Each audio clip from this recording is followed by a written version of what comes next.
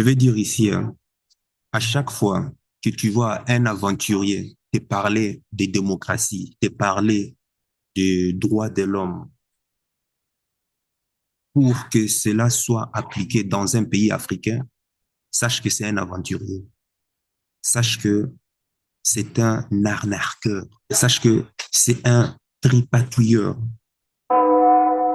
C'est une personne qui veut se servir justement des fonds de ceux-là qui font la promotion de la démocratie, la promotion des droits de l'homme, hein, en mettant des fonds afin justement de pouvoir justement étaler justement la politique d'impérialisation, la politique de la néocolonisation. On se sert de démocratie. La démocratie est un instrument, les droits de l'homme, tout comme les relations internationales. En fait, ce sont des instruments qui permettent simplement de pouvoir imposer de manière soft la néocolonisation.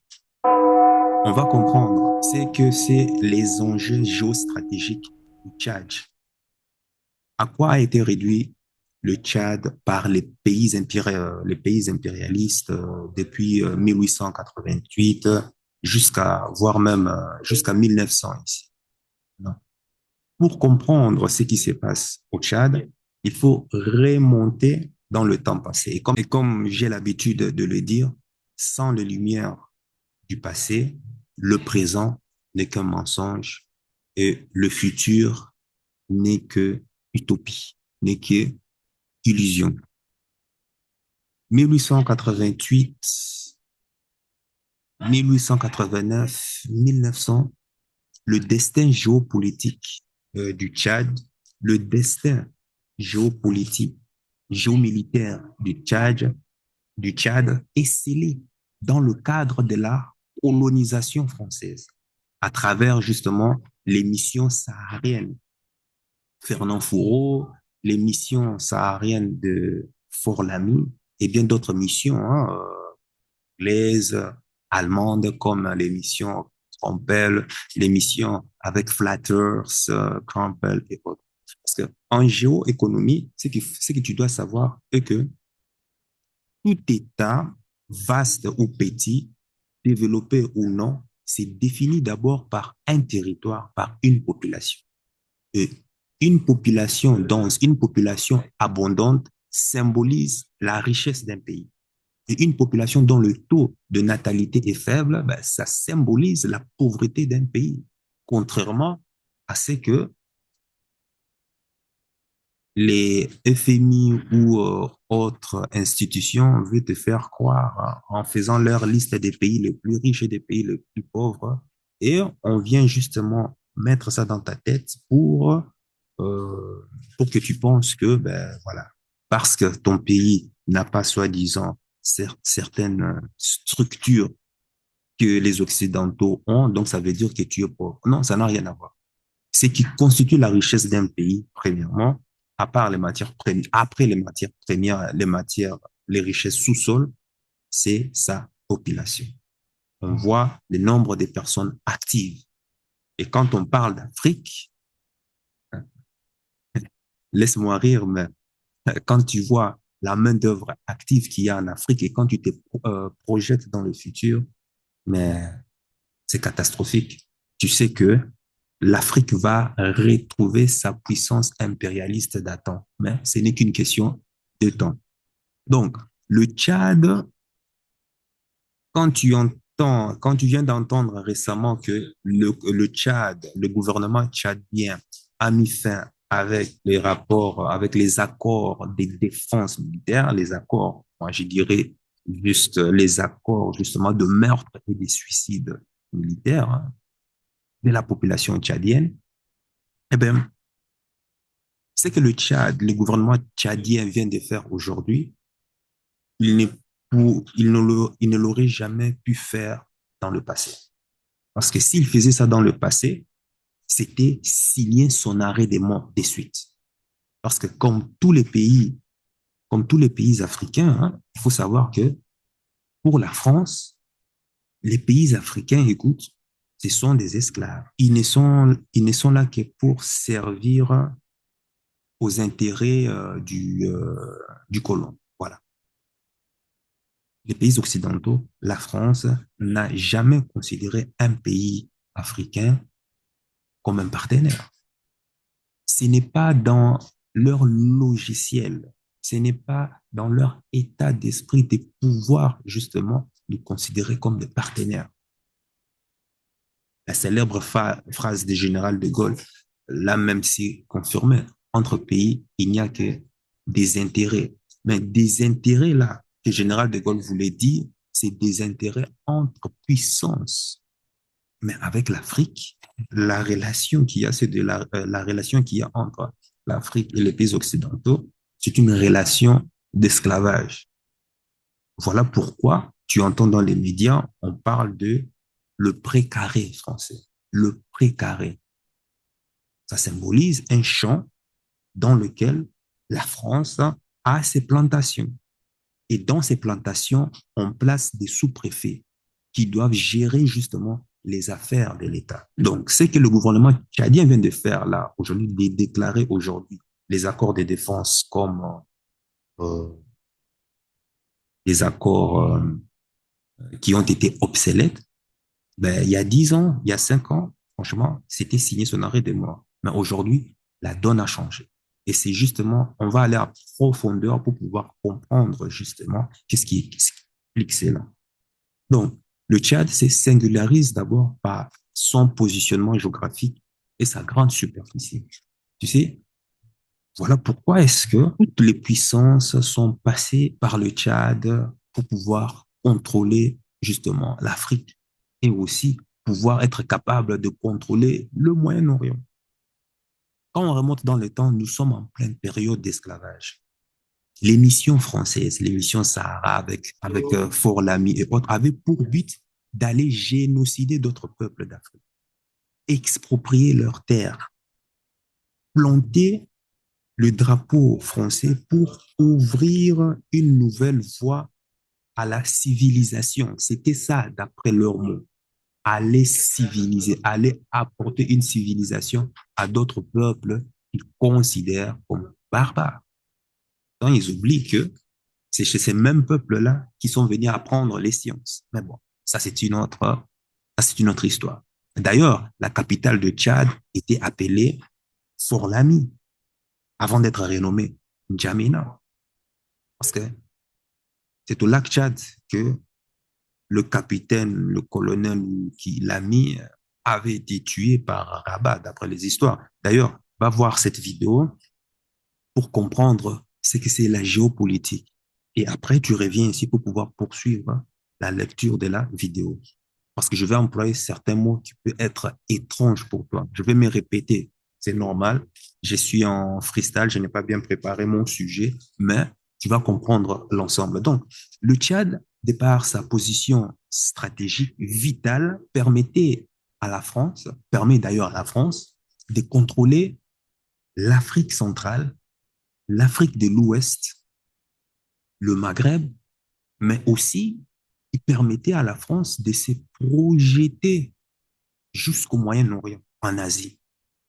Les routes transsahariennes, les migrations des populations nord, sud, en passant par le lac Tchad, le commerce des esclaves organisé par les musulmans arabes, passait justement par le Tchad. Toutes les richesses sous-sol qui ont été volées en Afrique équatoriale, en Afrique centrale et du Sud, même en Afrique du Sud, transitaient par le Tchad avant de remonter vers le Maghreb pour l'Europe. Voilà. Donc, le Tchad est vraiment l'héritière des routes les plus anciennes, des routes euh, transsahariennes les plus anciennes qui ont servi même au peuple du royaume Congo, où la capitale était Angola, donc d'aller bâtir les pyramides à Kemet, actuellement appelées l'Égypte. Donc, le royaume négro-africain passait par le Tchad pour aller commercer avec la Chine. On est là 1000 ans avant que l'empire gréco-romain ne puisse mettre pied en Afrique. Tu imagines cela? À quel point, de par sa position stratégique, comment est-ce que le Tchad est vraiment très, très vital pour les puissances occidentales. Donc, le Tchad est le carrefour des grandes routes transsahariennes, comme je l'ai dit, où migraient toutes sortes de peuples. Et même quand l'empire égyptien, on verra cela, s'est effondré par les envahisseurs arabes, perses, l'empire ottoman, les occidentaux, tout et consorts, ben c'est par les Tchad que nos ancêtres passaient pour aller se réfugier dans les forêts, dans la jungle et autres. Et dans cet enclos géostratégique, ben, la France a récupéré tout ça pour sceller le destin du Tchad afin de contrôler toute l'Afrique militairement et économiquement. Donc, le Tchad est un pays extrêmement riche, comme toute la bande du Sahara. Mais, que vont faire les Occidentaux? Que va faire la France? La France va organiser une désinformation systémique, enfin, dans le système éducatif, dans sa manière de propager son influence en utilisant les médias de grand chemin. La France va vendre l'idée que le Tchad est un pays pauvre. Il n'y a que du sable, des pierres et de la mort. Et pas seulement le Tchad, c'est pas seulement le Tchad, mais aussi il y a le Niger et tous les autres pays sahéliens. Donc, ça détourne les regards envieux. Enfin, ça permettait à la France, en tout cas, de pouvoir détourner les regards envieux de ses autres compétiteurs, comme les Anglais, les Allemands, qui, eux, préféraient les territoires qui ont accès à la mer afin justement de pouvoir faire du commerce. Et c'est comme ça, tu vas voir, hein, selon les classements des prédateurs, comme je l'ai dit, ben, le Tchad est parmi les 5 derniers pays pauvres du monde, en bas du classement de l'indice des développements. Enfin, de l'indice des développements, c'est comme ça, il est dit. Donc, autre chose est que le Tchad offre à la géopolitique occidentale, à partir de son territoire, hein, de son territoire, de sa localisation, de se déployer en Asie, en Afrique, en Europe, en un temps record. Aucun autre pays dans le monde n'a ces privilèges de pouvoir donner. Et ça, c'est vital pour les impérialistes. Lorsque, par exemple, la France a une mission civilisatrice à faire, par exemple en Asie ou en Afrique centrale, on fait décoller les F-16, les avions de chasse du Tchad, et en un temps record, ils vont aller pacifier la zone en implantant leur drapeau. C'est par le Tchad, n'oubliez pas que la France a maté les mouvements de libération, les mouvements d'indépendance, les mouvements panafricanistes au Cameroun, en Bangui et autres. Parce que la France utilisait les militaires tchadiens pour aller massacrer, pour aller tuer d'autres peuples voisins. Ça se faisait en un temps record, en un temps éclair. Voilà pourquoi le Tchad est très, très stratégique. Donc, le fait que le Tchad demande les retraits des bases militaires est un chamboulement géopolitique énormissime. Parce que, en effet, par effet boule de neige, et c'est ce qui va arriver, les autres pays de l'Afrique vont suivre naturellement le pas qu'a fait le président du Tchad actuel. Ce qui se passe au Tchad n'est pas un problème tchadien, non, c'est une préoccupation de l'Afrique tout entière. Mais je sais que il, euh, il, euh, il n'y a que des cougners qui ne comprennent rien à la géopolitique, qui ne comprennent rien à, à la géoéconomie et qui aboient en disant que, écoute, il faut laisser le Tchad tranquille, mêle-toi de tes affaires, de ton pays, par-ci, par-là. Il faut laisser le Sénégal tranquille, occupe-toi de ton pays. Mais désolé, les gars, c'est que vous n'avez rien compris. Vous êtes des idiots. Vous êtes des idiots. Mais vous êtes des idiots utiles. Vous êtes des idiotes utiles. Parce que tout simplement, tu n'as pas encore la connaissance. Parce que quand les Occidentaux font l'anthropologie du nègre, quand les Occidentaux font l'étude de comment est-ce que pense le nègre, penses-tu qu'il nous évalue en termes de pays? Ah, vous êtes... Non, mais franchement, les gars, cultivez-vous. Et ce n'est pas en allant à l'école, ce n'est pas en ayant un diplôme, un master ou quoi que ce soit, que ça veut dire que tu es plus développé que d'autres, que tu es plus évolué que d'autres. Non. Quand je parle de cultivez-vous, allez lire des livres, allez consommer des audios, faites des recherches qui infirment ou confirment votre état de pensée actuel. Et ça sera maintenant à toi de pouvoir mettre maintenant sur la balance ce qui a du bon sens ou non. Regarde cette carte, ce que j'appelle la carte de la malédiction française en Afrique. Ben, ces tracés montrent le trajet que suit les richesses volées d'Afrique pour aller développer l'Europe. C'est exactement ça. Regarde toi-même ces tracés. Bon. Est-ce que tu vois dans ce tracé, est-ce que tu vois qu'il y a non, ça c'est ton pays, ou ça c'est le pays de mon voisin. Non, il n'y a pas, y a rien du tout. Voilà. Ces tracés montrent comment est-ce que les envahisseurs, comment est-ce que les envahisseurs volaient les richesses pour aller justement développer l'Europe et pour préserver leurs intérêts. Donc, pour préserver les biens qu'ils ont mal acquis, ben, ils vont tracer des frontières, diviser des peuples, décider de qui doit diriger quoi, donc de qui va gérer les richesses mal acquises, au profit de qui? C'est au profit de la France. Ils te vendent l'idée que ta culture au Tchad est différente, que comme quoi le Niger est différent du Mali, ou bien que la Centrafrique a une culture différente du Tchad, ou bien que le Mali a une culture différente du Tchad, ou bien que le Sénégal a une culture différente du Congo, ou bien que les Zoulous, ou bien l'Afrique du Sud a une culture différente du Tchad. Les amis, c'est faux. Je te l'ai dit, c'est faux. Tu prends de l'Afrique subsaharienne jusqu'en Afrique du Sud.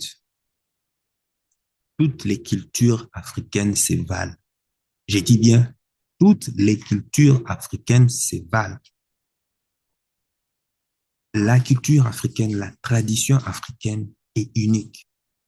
Maintenant, c'est normal qu'il y a à travers plusieurs langues qu'on a et tout et qu'on sort, l'outil, la hache que tu vas appeler d'après la langue de ton village sera différent de la manière dont l'autre qui est dans le sud va le nommer. Mais l'utilisation, le concept, le pourquoi, quand tu regardes la base, le fin fond de la manière dont on pense, de la manière dont certaines choses sont pensées, tu vas comprendre que l'Afrique négro-africaine, en fait, toute la culture négro-africaine ne se base que sur une chose, ne se base que sur une seule chose, c'est-à-dire on ne vit que par rapport aux lois du cosmos. Ce qui est au-dessus est égal à ce qui est en dessous. Ce qui est dedans est égal et le reflet de ce qui est dehors. Toute la culture négro-africaine n'a consisté qu'à suivre les règles précises et minutieuses des lois cosmiques. Et tu comprends pourquoi est-ce que on appelait l'Afrique, on appelait enfin le peuple africain, peuple des sciences, des peuples scientifiques. Parce que pour vivre par rapport aux lois du cosmos, il faut faire les sciences. Voilà pourquoi la tradition africaine, la spiritualité africaine est Amon-Ra, science et lumière. Amon, Amen, que les religions ont euh, ici récemment plagié, hein, mais de manière vulgaire, de manière maléfique. Tu utilises Amen, Amen, Amen, mais tu ne sais même pas ce que veut dire Amen. Amen vient du verbe, vient du mot Amon, Amon, science. Voilà. Donc, la croyance dont tu es en train de penser, chez nous, ça n'existait pas. En Afrique, le mot croyance n'existait pas. Désolé. L'Afrique traditionnelle, c'est la science. On fait de la science. Et pour faire de la science, c'est la connaissance. euh, diversion, hein, euh, pour essayer de te donner un peu l'importance du concept. Enfin, tu le sais, hein, je le fais, ce n'est pas juste pour me la raconter, mais c'est pour épingler certains sujets annexes, mais qui sont vraiment très importants. Comme je l'ai dit, la géopolitique, les relations hommes-femmes, politique, économie et autres, tout est lié, les amis. Tout est lié. Il n'y a rien qui est fait au hasard. On ne peut pas traiter des relations hommes et femmes, on ne peut pas traiter des sociologies, on ne peut pas parler d'anthropologie sans pour autant comprendre la géopolitique de notre monde. Et voilà en quoi est-ce que cette chaîne est en train de se positionner. Parce que c'est à travers ces thématiques que tu dois connaître pour prendre justement des décisions, des vies qui vont te permettre quoi? De pouvoir réussir ta vie. Simplement réussir ta vie, c'est tout. Donc, toute l'Afrique subsaharienne a une même culture. Et ce que tu vois au Mali, comme je l'ai dit, tu le retrouves au fin fond du Zimbabwe. Même rituel, même si la langue varie et tout et consort, mais tout, euh, tout a toujours la même racine. Donc, maintenant, le fait est que les religions abrahamiques nous ont divisés, à effacer la spiritualité africaine, donc l'ancestralisme de notre mémoire. Voilà pourquoi nous sommes devenus des errants. Nous sommes devenus des vides, des personnes vides. Hein. On pense que ce qui se passe au Sénégal doit concerner que le peuple sénégalais ou ce qui se passe au Cameroun doit concerner les Camerounais. Non, mais les gars, vous êtes vraiment des idiots. Non, pour revenir, mais des idiots utiles. Voilà. Donc, pour revenir au Tchad, sa politique intérieure ressemble à la plupart des pays africains. Donc, tous les dirigeants qui se sont succédés au Tchad se sont heurtés à l'incapacité à gérer justement les contradictions que la colonisation et l'esclavage ont activées, ont planté dans notre conscience collective, ont planté dans notre cerveau. Et comme partout en Afrique, 99% des dirigeants à la tête de nos pays n'ont pas, n'ont pas malheureusement cette mémoire historique. Et ça, c'est dommage. Et on le voit ici constamment. Et ceci est aussi en grande partie la conséquence de l'esclavage, de la colonisation. Ainsi, ainsi donc, tu verras que pour le Tchad, par exemple, vu que le Tchad est un trait d'union entre euh, l'Afrique maghrébine, l'Afrique et l'Afrique noire. Donc, il forme donc un large carrefour des civilisations entre l'Afrique septentrionale et l'Afrique subsaharienne. Et c'est cette situation justement euh, géographique qui explique encore aujourd'hui la volonté de conquête française dans le dessein justement d'établir une continuité entre ces possessions territoriales d'Afrique septentrionale, d'Afrique occidentale et d'Afrique équatoriale. Maintenant, dans la politique interne au Tchad, il y a des lois objectivement très puissantes contre laquelle, c'est-à-dire quand tu arrives au pouvoir, là, tu ne peux absolument rien changer. Rien changer. Un peu comme des lois fatales. Et tout ça encore, comme je l'ai dit avant, est la conséquence de la façon dont la France a scellé le sort du Tchad. La première loi est justement la loi géostratégique, géomilitaire, géopolitique qui a fondé le Tchad. Et comme je l'ai dit avant, le Tchad a été réduit à une réserve géostratégique, géomilitaire, pour permettre à la France d'aller accomplir des missions civilisatrices. En gros, pour aller,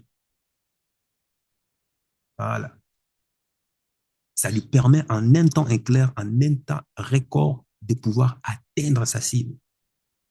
Cette loi a été imposée contre la négation du peuple tchadien.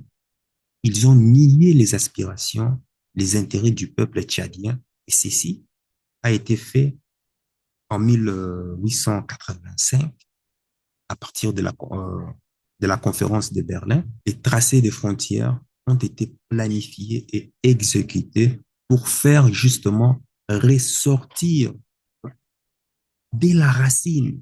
On a fait déjà ressortir des contradictions religieuses, des contradictions dialectiques, des contradictions linguistiques, des contradictions des modes de vie économiques, des contradictions entre peuples que les Français, justement, appellent ethnie. Et d'ailleurs, ça me fait rire parce que le tracé des frontières à la conférence de Berlin, moi, j'appelle ça une bombe invisible qui a été larguée sur le continent africain pour faire justement ressortir toujours des contradictions politiques ingérables. Et ça, beaucoup de gens oublient cela. Ils ont décidé de faire du Tchad carrément un ghetto, une réserve géomilitaire. Ça veut dire que l'avenir du Tchad va dépendre maintenant de ces carcans dans lesquels on l'a placé. Et tout ça, et tout ce qui est à l'intérieur du Tchad, c'est-à-dire s'il n'y a ne fût-ce qu'une personne qui vient remettre en cause le carcan dans lequel a été scellé le Tchad, hey, mon gars, ce qui va arriver à cette personne, c'est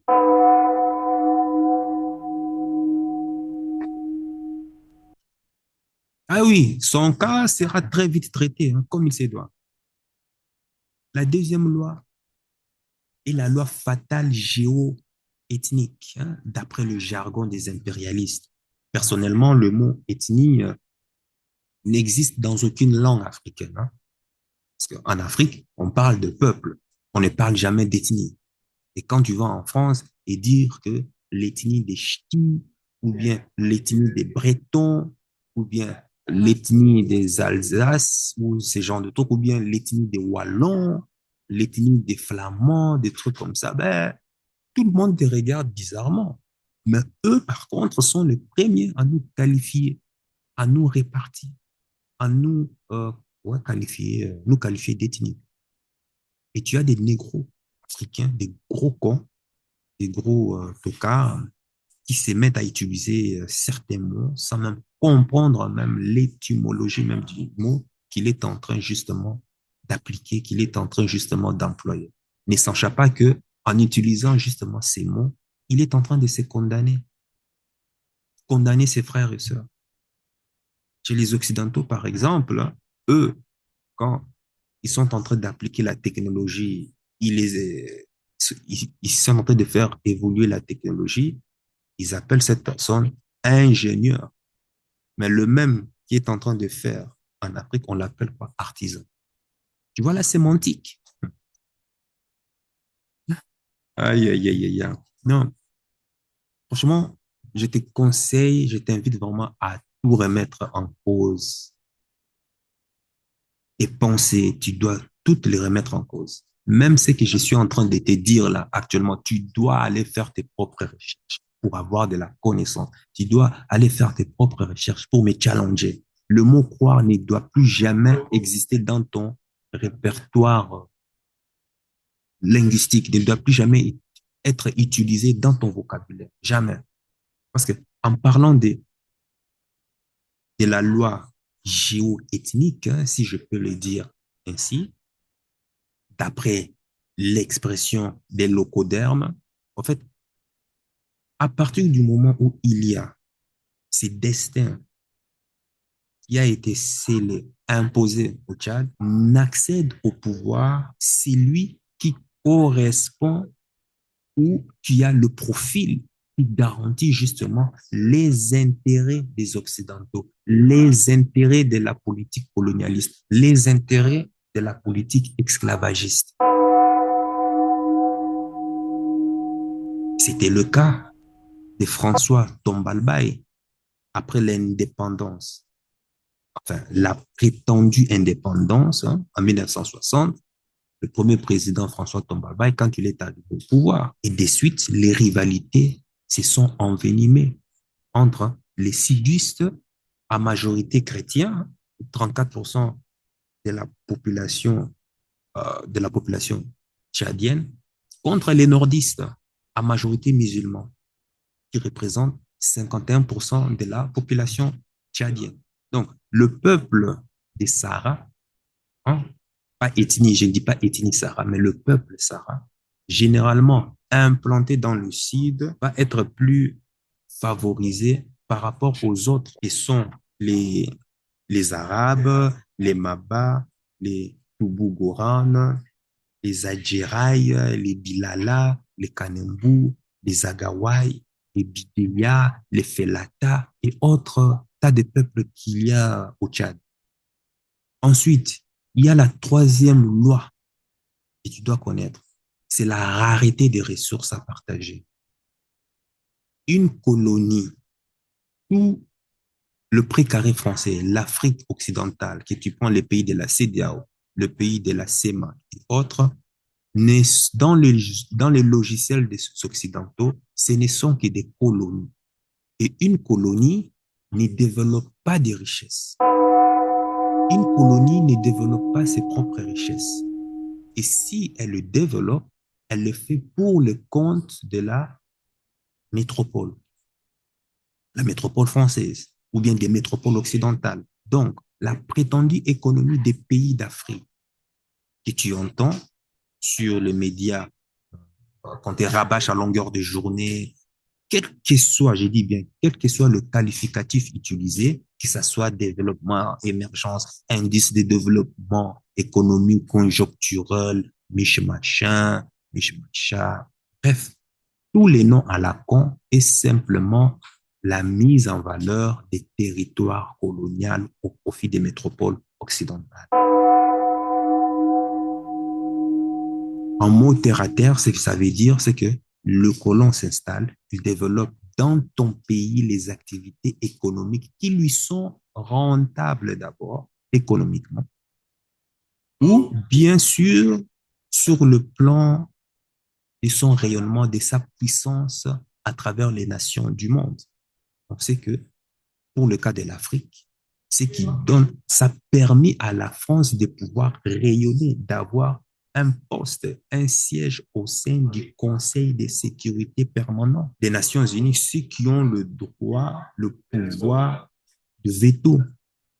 C'est grâce à l'Afrique que la France a plutôt eu ce rayonnement, ces privilèges de pouvoir parler ainsi. Voilà la vraie motivation. Donc, au fait, il n'y a aucun développement en Afrique, aucun développement économique qui soit possible. Donc, les populations qui ont des activités, ce qui ramène la conséquence, c'est que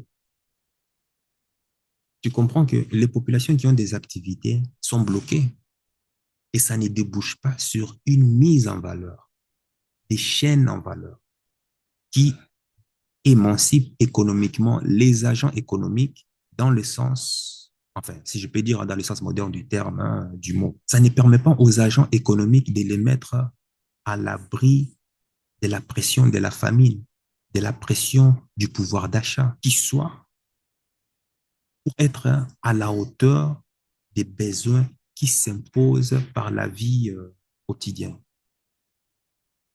Autrement dit, c'est quoi? Ceci est aussi représentatif dans beaucoup des pays africains. C'est-à-dire, c'est lui qui est au pouvoir, a des ressources dans ses mains, mais est incapable de les partager de manière équitable avec toute la population du pays. Parce que justement, le colon est en train de tout rafler et laisse des miettes pour le petit nègre, qui est justement le préfet, le sous-préfet, qui gère justement ces richesses dans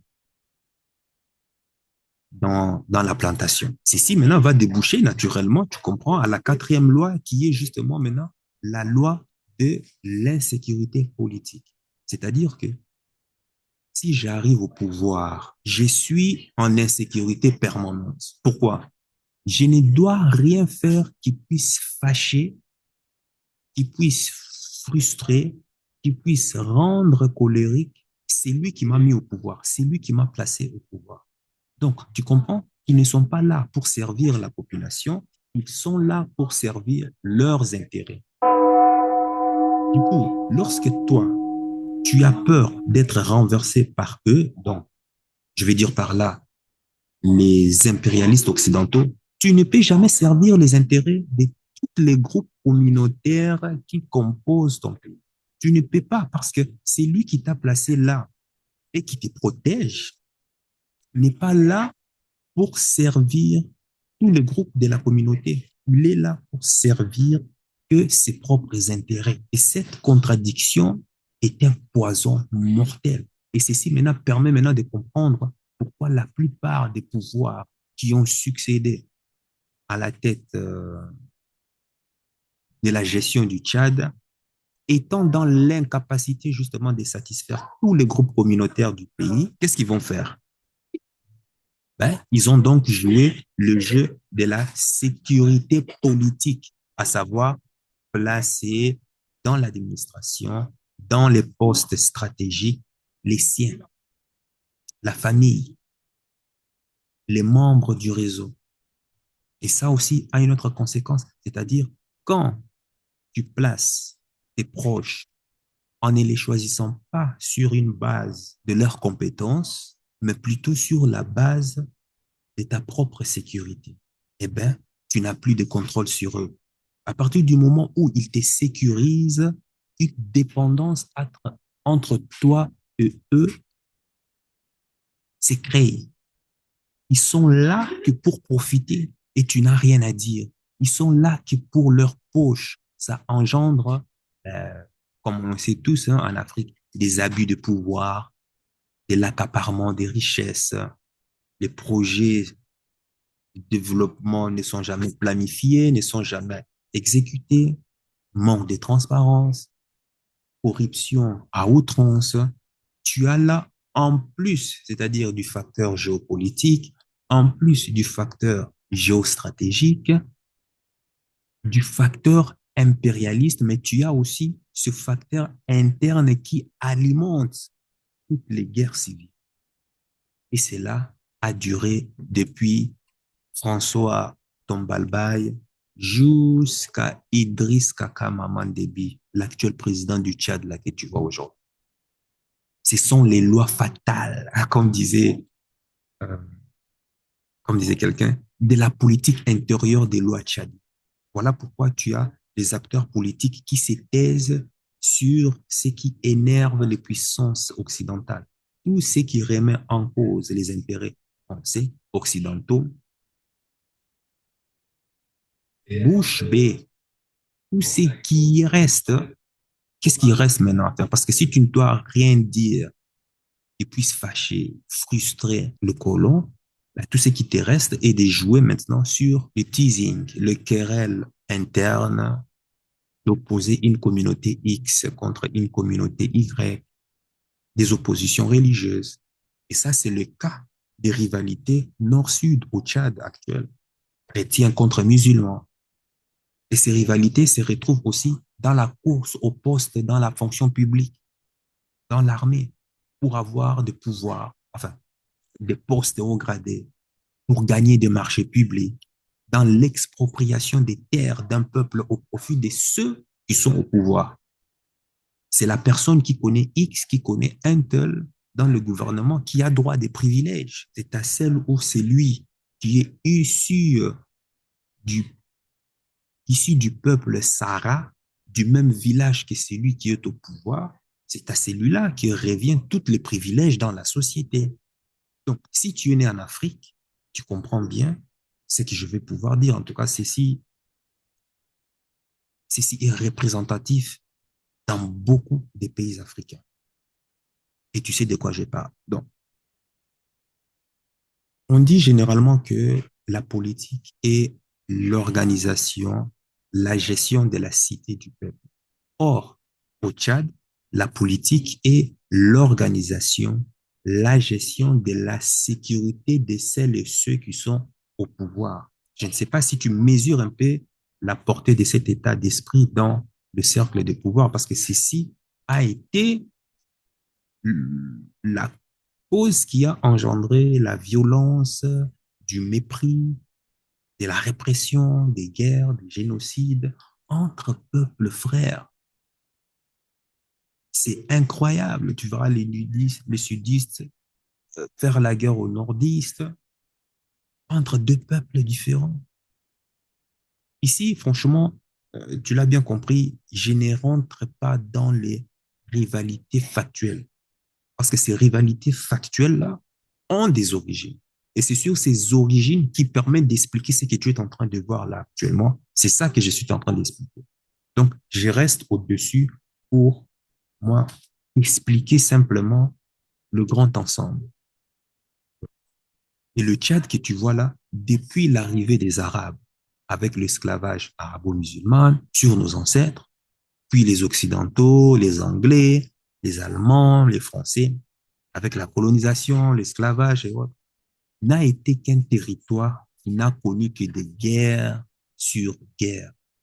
Guerre, guerre, guerre, guerre sur guerre. Et ça, et c'est ça qui explique la prééminence des militaires au Tchad. Et jusqu'aujourd'hui, quand tu entends qu'il y a rébellion ou guerre au Tchad, observe bien. Je te demande de bien observer les camps qui s'affrontent. Ce que tu verras est que chaque camp qui s'affronte a son parrain étranger qui l'aide justement à financer cette guerre. Si ce n'est pas, par exemple, la Libye, ça sera la France, ça sera soit les Américains, ça sera les Anglais, ça sera les Soudanais et autres. Pourquoi François Tombalbaye a été renversé? C'est parce qu'il a donné justement la réserve, l'exploitation du pétrole aux Américains. Et ça, la France a juré qu'ils lui feront payer pour ça. Et vite, ça a été une équation facile, une formule facile. On a attisé quelqu'un d'une autre ethnie pour justement mettre du feu.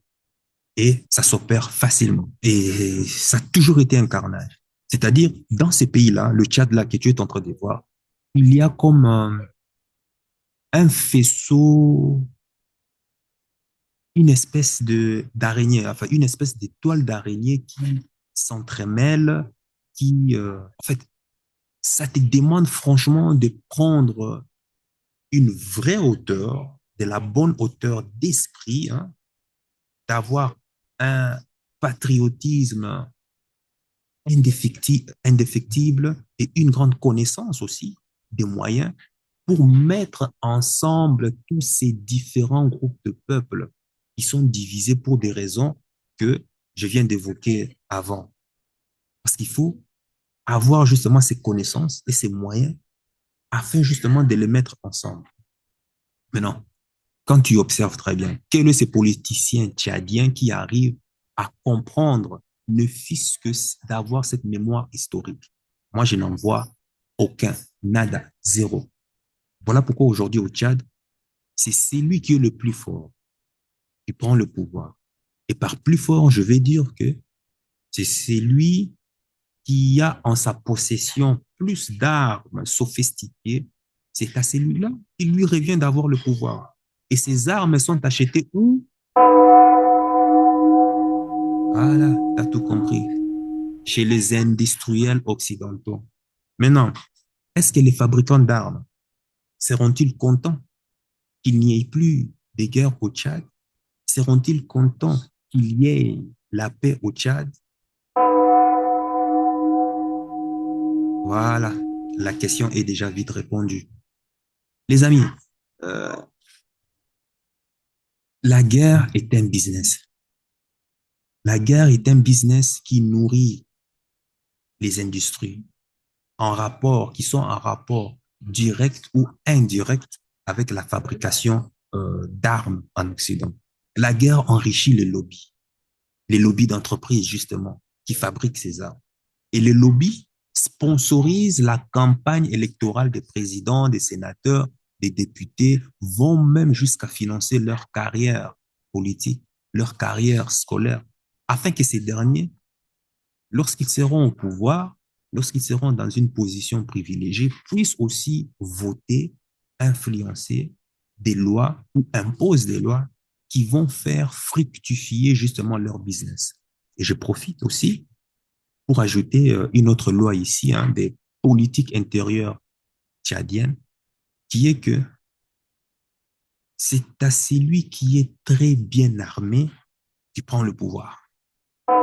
Donc, toutes et tout qui viennent prétendre que, oui, démocratie, il faut les droits de l'homme au Tchad, ce sont des gens qui n'ont rien compris. Cela veut dire que tu es complètement à l'ouest, c'est-à-dire de la dimension anthropologique, de la dimension sociologique, de la dimension historique qui a poussé les différents peuples à se réunir autour du lac Tchad. Et les gens qui te parlent justement des démocraties ou des droits de l'homme ne sont là que pour leur poche, que pour leurs intérêts. Prendre l'argent des puissances occidentales comme l'Union européenne et autres organisations qui, à la base, hein, ne sont que l'argent du peuple africain, hein, mais qu'on vient leur donner ça sous forme de prêt. Sous forme de prêt à rembourser avec des intérêts. Tu vois? C'est, il n'y a qu'en Afrique que tu vois ces gens de conneries. Tu as des gens en costume cravate là. Je suis diplômé. Je suis diplômé en MIT. Je suis diplômé en économie. Je suis diplômé de... Enfin, bref. Va parler de démocratie ou des droits de l'homme devant un homme qui a un missile orichinique devant ta ville comme ça. On verra qui a mis l'eau dans le coco. Démocratie, droits de l'homme s'arrête devant le gars qui a une Kalachnikov pointée sur ta tempe. La démocratie, droits de l'homme s'arrête là, hein, c'est fini.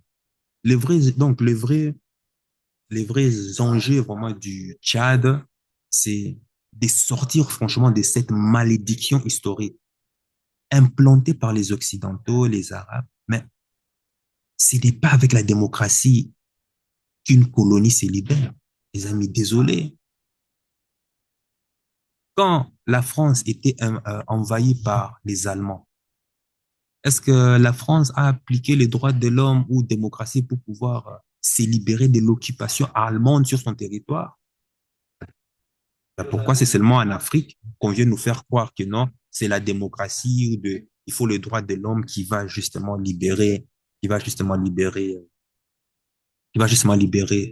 les pays africains hein, qui sont encore sous l'emprise du franc CFA, qui sont toujours des colonies. Hein. Il faut réfléchir.